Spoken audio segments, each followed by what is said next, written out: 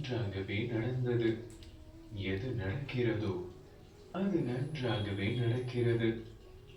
எது நடக்க இருக்கிறதோ அதுவும் நன்றாகவே நடக்கும்.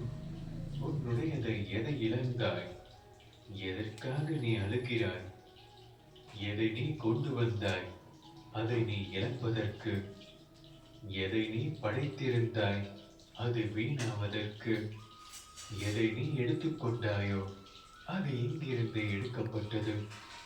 எதை கொடுத்தாயோ அது இங்கேயே கொடுக்கப்பட்டது.